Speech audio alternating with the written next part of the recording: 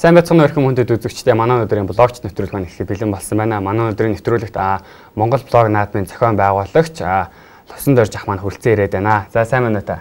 За сайн уу. За нэвтрүүлгийн хамт олонд баярлалаа. Тэгээд блогчдыг дэмжиж бас ийм нэвтрүүлэг хийж чад бас талархаж байна. Тэгээд ер нь телевизүүд нэг ийм нэвтрүүлэг байдаг байх гэж бодож байна. За баярлалаа. Тэгээд өнөөдрийн хоёулынхаа ярилцах сэдэв болохоор Монгол блог наадмын тухай ярилцах байгаа. Тэгээд хамгийн ихний асуулт ер нь блог гэж юу вэ? Блог мэрэгжил үү? Блог бол мэрэгжил биш л дээ. Тэгээд блог одоо хөгжөөд нэг 10 хэдэн жил болж байна. 14 5 жил. Тэгээд блог анх үүсгэхдээ болохоор интернет орчинд хүмүүс дэвтэр дээр нөө тэмдэглэл хөтэлдэг байсан мэл дээ. Онлайныг ашиглаад өөрийнхөө тэмдэглэлийг яагаад бусдад ер нь хуваалцаж болохгүй гэж дээ. Өдөр тутамдаа амьдралаас мэдэж сурж байгаа өөрийн дуршлага олж авсан тэр юу гэдэг уншсан судалсан тэр мэдлгүүдийг бусдад хуваалцах, өөрийн амьдралын дуршлагуудыг бусдад хэрэг болох мэдээллийг солилцох хэлбэрээр юу нь бол үүссэн. Тэгээд сүүлдээ бол блог маань юу нь бол шинэ одоо сэтгүүл зүүн нэг иргэний сэтгүүл зүйн хөгжүүлэх гол хэрэглэгдэхүүн болж хөгжсөн байгаа. Тэгээд одоо бол энэ үнийг бол одоо олон улсад бол юу нь хүлээн зөвшөөрч эхэлж байгаа. Блогчдыг бол иргэний сэтгүүлчд юм аа тийм ээ. Одоо блогч бүрвэл сэтгүүл зүй тодорхой одоо хувийн нэмэр оруулж байгаа. Жишээлбэл одоо Иракийн дайны гэхэд сонин дээр одоо 1 хоногийн дараа телевизээр 2 хоногийн дараа цацдаг байсан бол блогчд бол газар дээрээс нь шууд одоо мэдээллийг бичижтэй энд ийм юм болж байна, тийм юм болж байна гэдгийг бол бараг л 1 минут секундын зөрүүгээр дамжуулж яасан байх жишээтэй ч юм уу тийм. Тэгэхээр бол одоо блог маань одоо энэ иргэний сэтгүүл зүй тэгээд мэдлэгийн нийгмийг бас бүтээхэд маш үнцэн хувь нэмэр оруулж байгаа. Хүмүүс хоорондоо мэдлэг дуршлага хурдан солилцоод эхлэхээр бол хүмүүс бас хөгжих тийм мөн ижил сонирхолтой баг хамт олноо олж авах. Өөрийгөө бас нийгэмд өөрийн үзэл бодол хүсэл мөрөөдлийг нийгэм зөвөр таниулах гэх мэтлэн. Тэгээд блогийг бол одоо зөв ашиглаж чадвал маш том одоо боломжийг олгож байгаа тийм хэвлэл мэдээллийн нэг чухал хэрэгсэл гэж л ойлгож байна да. Тэгээс өөрийн блогтой болох ер нь блогтой болсноор ямар давуу тал үүсвэ? Маш олон давуу тал үүснэ л дээ. Одоо чи өөрөө бодоод үзэлтэй нэг за би блогоо нэгээд нэг 3 жил болж ялаа гэж болж байна л да. Тэгээ 3 жилийн өмнө жишээлбэл би одоо өөрийнхөө юу хийж бүтээж байгааг ч юм уу те юу сонирхдаггүй гэдгээ хүргэхийн тулд за сонин хандлаа гэж бодъё те. За телевизэд хандлаа гэж бодъё. Тэр болгон сонин телевизүүд жирийн нэг одоо өөрийнхөө хүсэл мөрөөдлийг бусдад хуваалцмаар байна. Би ийм зүйлийг өнөөдөр хийж бүтээчтэй. Өнөөдөр би их талхастай мод тарчлаа шүү гэдгээ одоо хэлийг хэвтвэл тэр болон хүлээж авах боломжгүй одоо эфирийн цаг бүх юм цаг хугацаатай тийм ээ. Тэгэхээр блог гэдэг бол дурын одоо интернет ашиглаж байгаа хэн нэгэн өөрийн үзэл бодол, өөрийн хийж бүтээж байгаа зүйлийг дэлхийд даяар хуваалцах тийм боломж олгодог. Маш одоо сонирхолтой мэдээллийн хэрэгсэл. Тэгээд таны блогыг дэлхийн хаанч байгаа интернет ашигладаг хүн уншиж болно. Хоёрдугаар гэх юм бол та блог дээр юу хийж байгаа, яг одоо Лувсан Дорж гэж яг хийм бэ гэдгээ тэн дээр харуулж тийм. Жишээлбэл сонин жишээ гэвэл бид нар нэг жилийн өмнө нэг талхас дээр ээждээ зориулсан бидний төгөлгээд ингээд залуучууд хүүхдүүд ээждээ зориулж мод тарьдаг тийм хөтөлбөр санаачилсан л да. Тэгээ блог дээр бичсэн чинь Америкаас нэг ах хандаад ингээд Америкт монголчуудаас 70 орчим монголчуудаас ингээд модных нь мөнгө төргийг цуглуулад бид нар руу явуулаад тэгээ Монголд ээжүүд нь байдаг. Тэгээ бид нар модын тариад ургуулад ээж нарыг ингээд ураад баярлуулж ирсэн. Гэхдээ ингээд блог гэдэг үл ямар ийм одоо боломжтой тий ямар олон хүмүүсийг ингэж холбож гоё одоо найзад нөхөрлүүлж мэдээлэл солилцох боломжийг олгож гинүү гэдгийг л одоо харуулах. Өөрийгөө л бас зөвөр ойлгуулах тийм боломжтой одоо хэрэгсэл юм а гэдгийг л онцолж хэлмээр байна. Блог ер нь анх хизээ яаж өссөн бэ? Тэгээд ер нь өнөөдөр блогийн хөгжил маань дэлхийн нийтэд ямар чиг хандлагатай хэрхэн хөгжиж байна? Блог 14 15 орчим жилийн өмнө үүссэн. Веб блог гэдэг үгнээс гаралтай. Веб тэмдэглэл гэсэн үг л дээ. Тэгээд анхан бол зүгээр хүн өөрийнхөө өдөр тутмын амьдралыг тэмдэглэл хөтлөх хэлбээр анх үүссэн бол одоо бол блог бол маш олон чиглэлээр хөгжсөн байгаа. Одоо эрдэм шинжилгээний зөвхөн судалгаа шинжилгээний ажлаа бичдэг блог, зөвхөн одоо хэвлэл мэдээлэл зорилгоор мэдээ нийтлэл бичдэг. Мөн өөрийн одоо үзэл бодлыг бусдад оруулах хувийн одоо амьдралтай хувийн үзэл бодлоо бусдад хаваалцах зорилгоор бичдэг. Эсвэл зөвхөн видео блог бичдэг. Тэгээ видеогоор одоо өөрийнхөө хичээл сургалт ч юм уу те ингээд видео нэвтрүүлгүүд хүртэл өөрөө хуваараа хийгээд гар утсаараа ингээд хийгээд те гар утсаараа кино хийдэг хүүхдүүдийн хүртэл блог байх жишээтэй те. зөвхөн одоо аудио блог өөрөөхөө одоо дуусан өрөөнд дотроо дуусан дуугаа хүртэл тавьдаг. Тэгээд блог бол сүүлийн үед бол одоо энэ илүү их нэг энэ иргэний сэтгүүл зүй хэвэл хинч одоо бусдын мэдээлэл хуваалцах тэр эрхчлөө өгж байгаагаар хамгийн давуу тал болж хөгжиж байгаа л да. Тэгээд одоо хуучин бол цөөхөн хүмүүс бичээд олон хүмүүс түүнийг хүлээж авдаг байсан тий. Одоо зүгээр жишээ татах юм бол 100 хүн бичээд нэг сая хүн үздэг байсан бол одоо бол сая хүн бүгдээрээ бичих тий. 6 тэрбум хүн дэлхийн бүх иргэд бичих бүгд одоо мэдээллийг бүтээхэд оролцох тийм боломжийг олгосноор л гайхалтай л да. Тийм хэрэгсэл ер нь дэлхийд дээр өөр байхгүй л тий. Тэгээ бас Монгол танх хязээ блог үүсч байсан бэ. Өнөөдөр нь манай блог Монголын маань блог дэлхийн нийтэд харьцуулахад ямар төвшөнд явж байна? Блог Монголд бол одоо бас 10-аад жилийн өмнө 11-2 жилийн өмнө үүссэн. Тэгээд Монголд анх блог имэн гэж одоо зөвхөн Монголд одоо бичдэг тийм юу байсан. Сервер байсан. Тэгээд Blogspot, WordPress гэх мэтлэн одоо энэ блог серверүүд дээр үл ер нь бол монголчууд бас л 12-3 жилийн өмнөөс одоо мэддэг, бичдэг болсон тий. Тэгээд Монголд ч бас нөө дэлхийн нийт гээд бас нэг сервер байсан. Тэгээ одоо ч гэсэн ер байгаа. Гэхдээ их цөөхөн блогчдтэй. Тэгээ Монголын блогийн хөгжлөл дэлхийгээс ердөө дутхгүй. Хаана л одоо ямар блогийн давуу талууд хөгжиж байгаа зүйлүүд байна. Тэрийг монголчууд бүгд л ашиглаж блог бүгд бичиж англиар бичиж тэгээ өөр хэлээр хүртэл бичээд бусад орны залуучуудтай танилцдаг тийм ийм боломжуудыг бүгд л адилхан одоо ашиглаад явж байгаа маш олон блогчд байдаг. Тэгээ бас манай Монголд блог төлдөг залуус өрн блогийн талаар хэрэг мэдээлэлтэй вэ. Тэгээд яг одоо Монголд аль биесээр хэдэн блог хөтлж явж байна? Яг албан бус судалгаар 70,000 гаруй одоо блогчд байна гэж судалгаа байгаа. Яг албан ёсоор гэх юм бол одоо Google жишээл одоо өөрийнхөө блогчдыг тоолцсон 27,000 гээд тоо байгаа. Банжиг одоо бас 30,000 блогчд байж байгаа. Түрүү жил сервер нь жоохон одоо саатаад одоо 10,000 болоод жоохон цөөрсөн байгаа. Ингээд яг Монголын серверүүд гэх юм бол тоон маш тодорхой байж идэг. Blogspot, WordPress гэх мэтлэн юм олон улсын серверүүд дээр бичдэг блогчдын тоог яг нарийн гаргахад одоо хүндрэлтэй байдаг. Жишээлбэл одоо зарим монгол хүмүүс тэнд бичиж байгаа мөртлөө гадаад амьдардаг монголчууд ч гэсэн маш олон байх жишээтэй ч юм уу тий. Тэгээд ер нь л албан бусаар бол 70,000 орчим одоо блогч байдгаа гэж үздэг. Тэгээд ер нь бол монголчууд болохоор блогийг ер нь нэг 20 орчим хувь нь болохоор маш одоо зөв, соёлтой, маш зөв одоо өөрөө өөртөө ашигтайгаар бичдэг гэж үздэг. Одоо ашигтайгаар зөв бичнэ гэдэг маань болохоор яг одоо лувсан дорж гэдэг хүн ер нь яг юу хийх гээд яваад байгаа, одоо бизнес хийх гээд байгаа мó те, юу мөрөөддөг те, надтай адилхан мөрөөддөг хүн байвал залуучуудаа одоо баг болж ажиллая гэдэг маягаар ч юм мэдээлэлээ ингээд солилцох те. Мөн одоо өөрийн ижил сонирхолтой залуучуудаа олж авах өөрийгөө бас нийгэм зөвөр таниулах. Магадгүй одоо хүнийг ажилд авахтаа хүртэл блогийг үздэг болох тийм цаг маш ойрхон байгаа байхгүй. Бусад одоо хөгжингөө орнууд бол хүнийг ажилд авахтаа Facebook-ыг шалгадаг байх ч гэдэг. Тэр Facebook дээр тэр ууралж бухимдаж гинөө ямар үг хэллэг ашиглаж бичиж гин гэдэг зүйлийг хүртэл харж идэг. Одоо харж тэрийг одоо сонголт хийж идэг.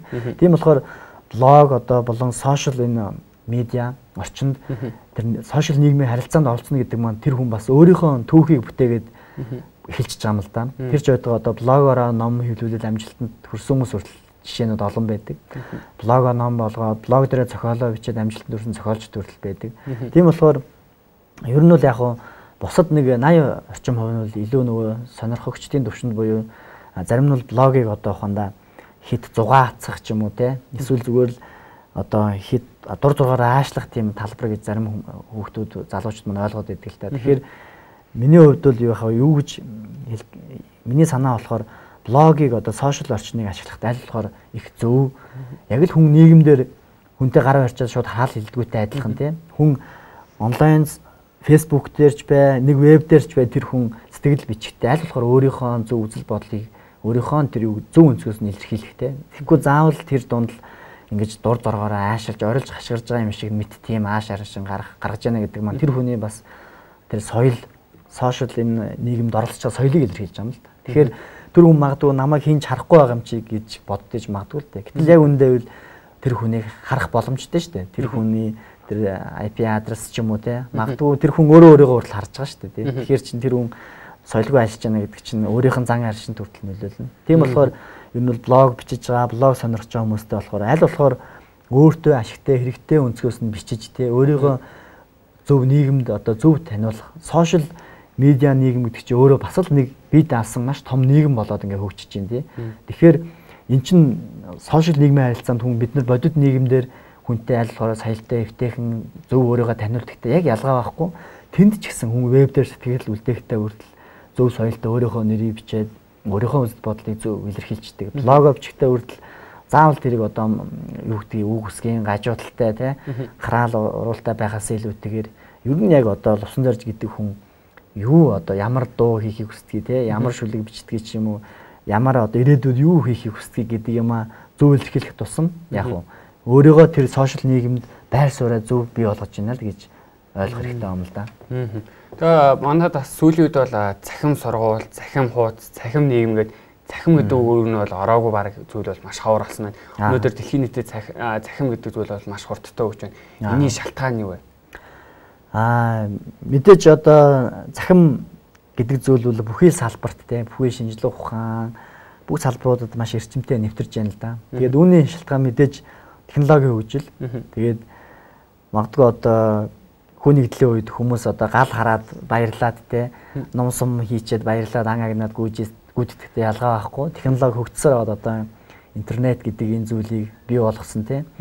Одоо нэг номыг уншихын тулд тодорхой цаг хугацааны дараа те тодорхой орон зайг туулж иж магадгүй ангид бичигдсэн номыг энд уншихын тулд маш их цаг хугацааг зардаг байсан бол одоо бол ямар ч орон зай цаг хугацааны ялгаа улам бүр багасаж тийм ээ хоорондоо ингэж мэдээлэл солилцох мэдээллийг нөгөөдхөндөө хүргэх гэдэг мэдлэгийг хүртэл одоо нэг нэгэндээ дамжуулах зүйл бол маш хурдтай болж эхэлсэн. Тэгээд ер нь л одоо мэдээлэл технологийн хөгжил мөн дээр нэмээд интернет гэдэг зүйлийн хөгжлүүд нь болохоор бусад юунуудтай маш хурдтайгаар нөлөөлж эхэлж байгаа. Жишээлбэл одоо хэвлэл мэдээллийн байгууллагууд хүртэл интернет орчин руу бас ингэж хавсарч интернет телевиз гэх жишээний ч юм уу ингээд хамтарч хэрэгжүүлэх тийм магадгүй одоо эрүүл мэндийн байгууллага гэхэд алсын зайн онцлогоо буюу алсаас одоо цахим төхөөрөмжөөр онцлогоо хийдэг байх ч тийм боловсрол гэхэд заавал хүн одоо бүр одоо зайсанд байдаг хүн хорооллын эцэстээ сургуульд явхад тэрний унааны зардал цаг хугацаа гэж маш их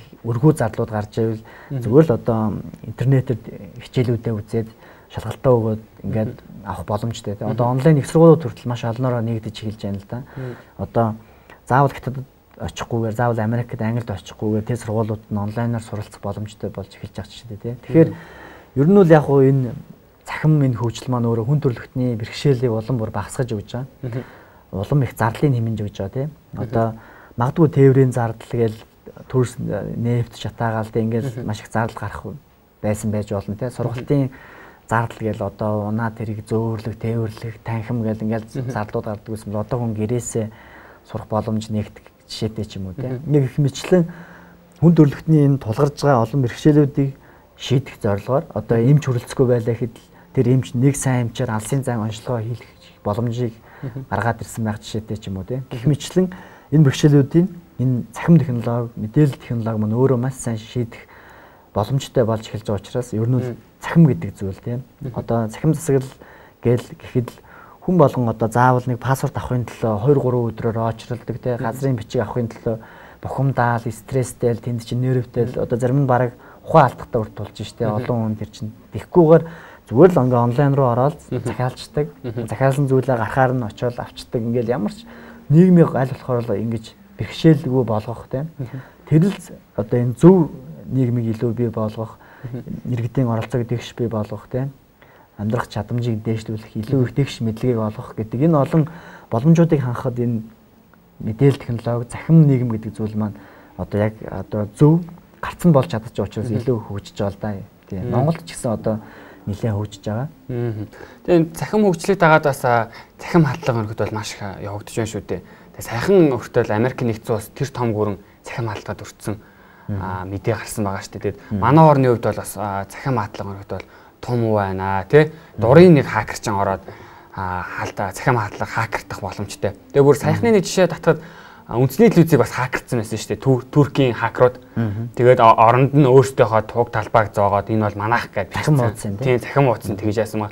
Үүнээс бас хэрхэн хамгаалт сэргийлэх вэ? Ямар даваа талууд байна? Жишээ нь одоо төрөөс таны хувьд бол нэг ийм захим халтгаас хамгаалах ийм үйл ажиллагаа явуулаасаа яагаад Монголд бас яагаад захим одоо халтгаас хамгаалах тийм төв хороо байж болохгүй гэж те.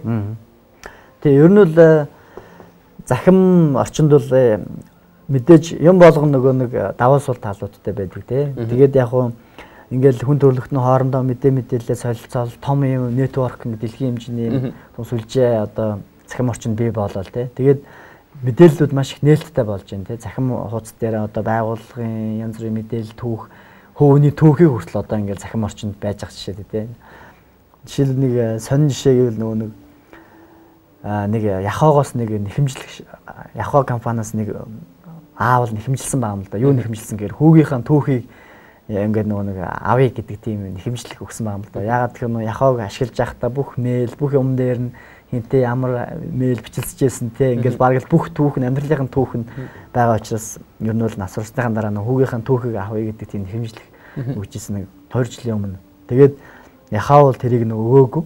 Ягаад тэгэхээр тэр хууны нөгөө нууц гэдэг утгаар нь тэр хизээ яаван ч гэсэн байлаа гэсэн тий өгөөгүй гэдэг тийм нэг жишээ байдгийг. Тэгэхээр ер нь л яг мэдээж мэдээлэл ингээд нээлттэй болоод эхлэхээр мэдээж мэдээллийн хулгайлах тий мэдээлэл одоо нэвтэрч орж мэдээллийг авах тийм сонирхол мэдээж гарч ирнэ л тий. Жишээлбэл захим одоо банк байлаа гэхэд одоо тэр хэрэглэгчийн мэдээллийг аваад одоо юу гэдгийг одоо тийм захим санхүүгийн тийм лөрөө төрөл гарч ирсэн тий. Гэхдээ мэдээж ийм одоо сул талууд байна гэж одоо ер нь захим ертөнцийг ашиглах дэмий юм байна. Веб захим хуудас дэмий юм байна гэж өрөөсгөлөөр ингэж шууд дүгнэлт хийж болохгүй л дээ. Мэдээж энд олон давуу талуудыг ашиглахаас гадна олон одоо тэр сул талуудыг байхгүй болгохын тулд бид нар мэрэгжилтнүүдэд сайн ер нь бэлт хэрэгтэй. Мэдээж тэр захим алдлага хийж байгаа бол ялгаа байхгүй мэдээлэл технологийн мэрэгжилтнүүд байдаг. Тэгээд тэр захим хуудас гэхэд ямар нэгэн тийм алдаа, кодчл төвшөнд нь ямар нэгэн алдаа одоо баг гэж ярьдаг юм л да. Нэг ямар нэгэн алдаа нүх байлаа гэж бодоход тэрнгээр нь нэвтрээд кодыг нэвдээд тэгээд дотор нь байгаа мэдээллүүдийг бүгдийг авах жишээтэй ч юм уу тийм засгийн газрын сервер рүү хандаад одоо мэдээллүүд нь авах ч юм уу иймэрхүү юмнууд байдаг. Гэхдээ үүнийг шийдэхийн тулд бол одоо маш олон бас сайн технологиуд бас гарч байгаа.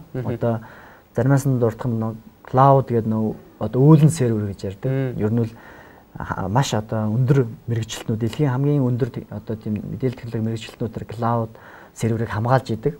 Тэгээд тэрэн дээр бол одоо яг мэдээлэл байршууллаа гэхэд яг ямар нэгэн тийм байшин дотор байгаа компьютерт ч юм уу байрлаад байгаа утгатай биш. Одоо үүлэн сервер буюу яг тодорхой байршилгүйгээр тэгээд тэр нь дэлхийн хамгийн өндөр мэрэгчлэтнүүдээр хамгаалагдсан тийм сервер дээр одоо Швейцарын банк нөгөө найдвартай гэж ярьдаг шиг тэр сервер нь одоо мэдээллийн халдлагаас сэргийлэгдсэн сайн серверүүд байх үүсэж бий болж байгаа жишээтэй ч юм уу тийм. Тэгээд гол зүйл нь болохоор ер нь бол одоо мэрэгжилтнүүдээ сайжруулах тийм. Одоо ингээд хөгжингөө орнууд бол одоо тэр мэрэгжилт халдлагаас сэргийлсэн мэрэгжилтнүүдээ тусгай одоо хөтөлбөрөөр тийм бэлдэж эхэлж байна л да. Тийм учраас Монгол улс ч гэсэн одоо ялгаа байхгүй.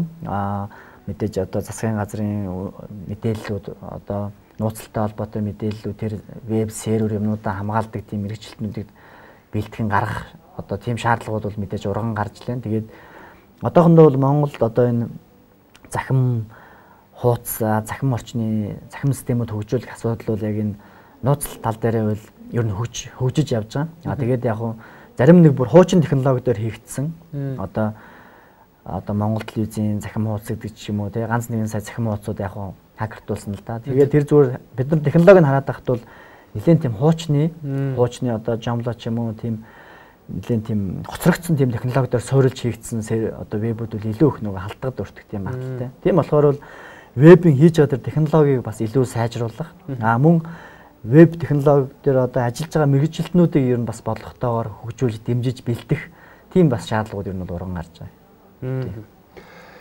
За яг үзэгчтэй хэсэг хугацааны дараа эргээд уулзцгаая. За одоо жоохон тавьчих. Таны үзэл бодол илэрхийлэх арга ямар ч байлаа. Их хэлээ бити мартаарай. Блогч нэвтрүүлэх таныг урьж байна.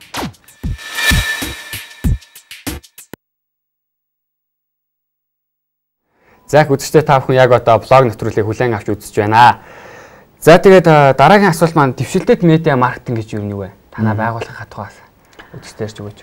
Дэвшилт медиа гэдэг маань бол одоо медиа сувгууд гэж байна тийм үү. Одоо хэвлэл мэдээллийн тэр медиа сувгууд одоо анх одоо юу гэдгийг сонин хөгжөөл тийм. Тэгэл радио хөгжөөл, телевиз хөгжөөл ингээл гэх мэтлэн одоо олон сувгууд байна л да. Тэгээд яг new media гэдэг маань шинэ үеийн тэр медиа сувгууд гэдэг зүйлийг ерөөхдөө нь ойлгочих болно. Жишээлбэл энэ нь одоо ихэвчлэн интернет суурилсан тэр медиа сувгууд байж байна тийм. Одоо Facebook ч юм уу, Twitter энэ бол одоо social media, тэгээ бусад одоо захим хуудасууд, захим системүүд эднэрийг бол одоо шинэ медиа гэж хэлж байгаа. Тэгээд энэ шинэ медиад тулгуурлаж одоо маркетинг хийх тэр тухай ойлголтыг бол new media буюу дэвшилтэд медиа маркетинг гэж нэрлэж байгаа товчхондоо. Тэгээс түрүүжил танаа байгууллагаас Монгол блог наадмыг Монгол анх удаа зохион байгуулсан шүү дээ. Тэгээд энэ талаар бас үзэгчдээ бас дэлгэрэнгүй ярьж өгөөч. Монгол блогчид 2010 гэдэг наадмыг түрүүжил манай компани санаачлаад зохион байгуулсан. Блог гэдэг нь өөрөө бас л нэг шинэ дэвшилтэд медиа сувг. Тийм болохоор бол энэ блог ертөнцид одоо нийгмийн мэдлэгийн нийгэмд мэдээлэл технологи хөгжилд хувь нэмэр болж байгаа маш олон блогчд байдаг. Өөрийнхөө мэдлэгийг харамлдаггүй тийм мэдлэгүүдээ хүмүүс чөлөөтэй авах үзэх эрх өгдөг тийм. Ингээд мэдлэгийн нийгэм. Тэгэхээр блогч гэдэг маань нийгмийн хөгжилд мэдлэгийн нийгмийн хөгжилд тодорхой үн цэн оруулж байгаа хувь нэмэр оруулж байгаа хүмүүс учраас бас тэднийг тодорхой хэмжээгээр бас үнэлэх, тэднийг урамшуулах, тэдний тэр зөв үргэлж дуурайлыг нийгэмд бас харуулах гэдэг тийм зорилготойгоор энэ наадмыг санаачилж бий болгосон. Тэгээд ер нь одоо ингэдэг шүү дээ. Одоо дуучид маань хүртэл одоо шилдэг дуучдаа тодруулдаг тийм. Яг тэрнтэй ялгаа байхгүй бидний наадмаа болохоор блог ертөнцийн пентатоник гэж бид нар өөрсдөө хошигнж ярьдаг байхгүй. Блог чид жилийн турш одоо тэнд блогоо бичиж тийм уралдаж өрсөлдөж хэнийхэн блог илүү хандлттай байна тийм. Хэнийхэн блогийг хүмүүс шимтэж уншиж байна. Хэнийх дээр нь илүү сэтгэл одоо бичигдсэн байна. Хэнийх нь илүү үн цэнтэй, нийгэмд илүү үн цэнийг бий болгож чадж гэнэ гэх мэтлэн одоо тэр шалгуур харгалзах зүйлүүдийг харгалзаж үзээд тийм. Тэгээд ер нь бол яг энэ жил болохоор 12 сарын 3-нд Монгол блогчд 2011 наадам маань зохион байгуулагдана. Тэгээд хүн болгон блогч бүрийн наадамд өрсөлдөх хэрэгтэй байдаг, оролцох хэрэгтэй байдаг. Тэгээд түрүүжлийн наадамаа бид нар болохоор 12 сарын 3-нд зохион байгуулсан нь болохоор нэг шалтгаан байгаа л да. 12 сарын 3 нь болохоор дэлхийн нийтийн энэ хөгжлийн бэрхшээлтэй иргэдийн эрхийг хамгаалах тийм өдөр байдаг. Тийм болохоор бид нар Монгол блогч наадмын тэр таксын орлого түрүүжил 2 хүнд одоо ноутбук бэлгэлж исэн. Ноутбук бэлгэлээ. Тэр 2 хүн бас тодорхой хэмжээгээр блог бичдэг тийм мэдээлэл технологийн хөгжилд хувь нэмэр оруулах зорилготой 2 хүн байсан. Тэгээд тодорхой шалгууртайгаар бэлгэлж исэн. Энэ жилийн бас тэр таксын орлогыг бид нэр зарлиг гэдэг хүмүүнлэгийн бас сан манай компани байгуулсан байгаа. Тэгээд ер нь бол бас нэг удаа хүмүүст юм бэлгэлээд орхихоос илүүтэйгээр томоохон бас бүтээн байгуулалтыг хүүхдийн эмнэлэг босгох гэсэн тийм зорилго бид нар тавиад зарлиг гэдэг ийм хүмүүнлэгийн бас хөдөлгөөн онлайн хөдөлгөөн байгаа. Монгол блогчид зөвхөн Монгол гэхэлтгүй ер нь блогчдыг нэгтгэдэг ийм хөдөлгөөн байгаа. Энэ хөдөлгөөн дээр бас энэ Монгол блогч наадмын тэр таксын орлогыг нэмэрлэж том бүтээн байгуулалт бас хувь нэмэр оруулъя гэсэн зорилго тавьсан байгаа. Тэгээд энэ сая энэ нэвтрүүлгийн доотлолт харагдажсэн л да Монгол блогч цэг орог гэдэг тэр веб руу ороод дурын одоо блогч блогоо өрсөлдүүлэх. Тэгээд нэгдүгээр шатны шалгаруулалт нь болохоор энэ блогийн өөрийн тэр ранкийг үнэлдэг одоо олон улсад төлөөлөгдсөн тийм програмууд байдаг. Захим хуудасууд одоо Woo-rank жишээний ч юм уу тийм. Тэгээд тэр ранкуудаар таны блогийг үнэлээд оноог нь гаргаад ингээд одоо бол нэг 90 гаруй 100 орчим блог бүртгэгдсэн. Тэгээ оноонууд нь ингээд жагссан байгаа. Тэгээд энэ жил болохоор 5 ийм номинацаар шилдэг блогчдыг тодруулна. Тэгээд бизнесийн салбарын блог, entertainment блог, нийгмийн сэдвт блог, боловсролын сэдвт блог. Тэгээд чөлөөт байна уу да тийм. Ингээд энэ 5 номинацаар одоо энэ Монгол блогс орог гэдэг энэ захим хуудаснаас номиноц бүрээр нэг 10 блогийг тодруулж гаргаж ирээд тэгээ 2 дугаар шатны шалгаруулалт нь болохоор одоо бас нийгэм төлөөлсөн тийм экспертүүд олон жил блог бичсэн тийм тэгээ нийгэм тодорхой хэмжээний танигдсан тийм хүмүүс болохоор бас блог дээр саналаа ялж оноогоо дүгнэлтээ өгнө. Тэгээд манай компани бас өөрсдийн бас санал бодол тэр өөрсдийн бас үнэлгээ ингээ нэмэгдээд тэгээд номиноц бүрээр шилдэг блогууд тэгээд хамгийн өндөр оноо авсан нь болохоор шилдгийн шилдэг буюу Grand Prix гэдэг тэр шагналыг авдаг. Тэгээд энэ дээр бид нар цом ивент тэтгэгч компаниудын бас шагналуудыг гардуулдаг байгаа. Тэгээд бидний төлөвлөснөөр болдог бол бид нар бол яг хуу ивент тэтгэгч компаниудтай одооноос бас саналаа тавьж эхэлнэ. Тэгээд ивент тэтгэгч байгууллагууд ч гэсэн одоо оролцсноороо болохоор манай энэ наадмын ивент тэтгэснээрээ тэр Монгол блогс болон зарлагт нэгтгэгдсэн бүх блогууд дээр өөрсдийн баннерыг ч юм уу өөрсдийн тэр нэр хүндийг нийгэмд одоо мэдээллийн нийгэмд блогчд үн цэм нь оруулж авал бас блогчдыг дэмжснээрээ тухайн байгууллага бас нийгмийн хариуцлага гаргах тийм боломж байгаа юм л да. Тэгээд бас компаниуд ингээд дэмжиж бидний саналыг хүлээж авах юм бол бид нар шилдэг блогчдоос сая төгрөг өгье гэдэг бас нэг тийм төлөвлөгөө байгаа л да. Гэхдээ энэ яг аль төвшөнд хэрэгжчихвэл одоо манай энэ дэмжигч компаниудаас шалтгааллах байх тийм. Тэгээд бусад шилдэг блогчдод бас 500 ингээд бас ингээд энэ мөнгөний шагнал өгье тий. Тэгээд бас блогчдын тэр мэдлэгийн үн цэнийг нийгэмд оруулж байгаа үн цэнийг тодорхой хэмжээгээр бас үнэлэе гэсэн тийм юу төлөвлөгөө байгаа. Тэгээд та бүхэн бас чөлөөтэй одоо манай наадамд өрсөлдөөрэй, оролцоорой тий. Блогчдынхаа үн цэнийг бас нийгэмд харуулъя. Блогчд нэгдээд бас нийгэмд бас өөрсдийн үн цэнийг нийгэмд бас бодтой бүтээн байгуулалтыг хийж чадах юмаа гэдгийг бас бүгдээрээ нэгдэж нийлж харуулцгаая. Тэгээд Монгол блогчд бүгд сайхан цуглалж нэг үдэж цугларч тийм хүндэтгэлтэй улаан өвснөөр асгаж хоорондоо одоо танилцж найз нөхрөлж онлайн тэр харилцаагаа илүү бодит харилцаа болгож хамтарч ажиллах тийм боломжуудыг нээ гэдэг тийм олон талын ач холбогдол агуулсан юм наадам болдог.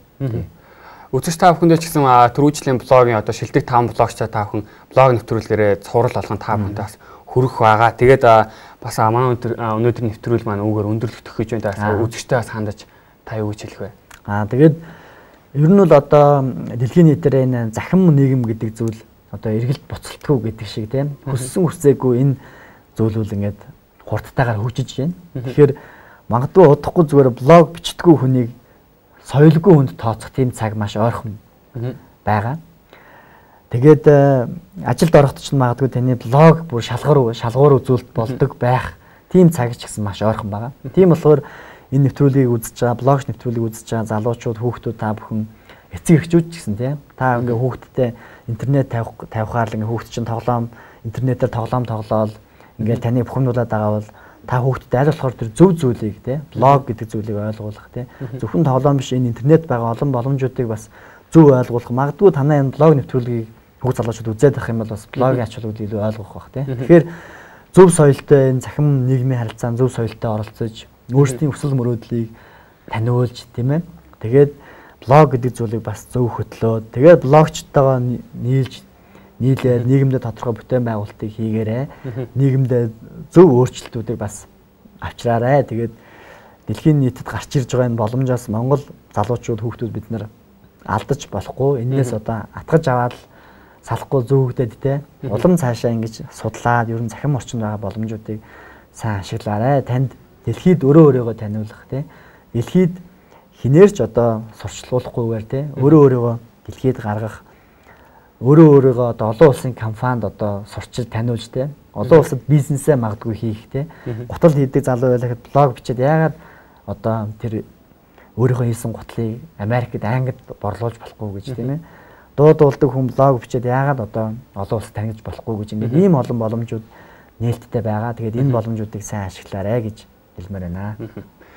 За их баярлалаа эрхэм хүндэт үзэгчдээ манай өдрийн блог нэвтрүүлэг нь үүгээр өндөрлөж байна. За тэгээд та бүхэн бас Монгол блог наадамда энэ жил хүчээс сорж бас оюун ухаан мэдлэгээс сорихыг хүсэх юм бол доор гарч байгаа хаягаар та бүхэн хандаарай. Тэгээд бас манай нэвтрүүлэгтэй холбоотой санал хүсэлтээ бас манай телевизээс 36 45 47 таны нээлттэй. Тэгээд өнөөдрийнхөө блог нэвтрүүлгийг заа телевиз хамт олон танд хүргэлээ. Манай нэвтрүүлгийг хүлээн авч үзсэн нийт үзэгчдээ бүгдээрэнд нь баярлалаа. Тэгээд дараагийн нэвтрүүлгээ эргээд уулзлаа. Түр баяртай үзэгчдээ.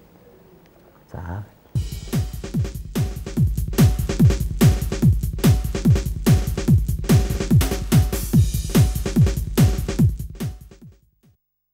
Шинэ ирээдүйн төлөө уриалтай үйл ажиллагаагаа явуулдаг хүүхэд залуучуудын заа телевиз үзүүлж байна. Монголын телевизүүдийн түүхэнд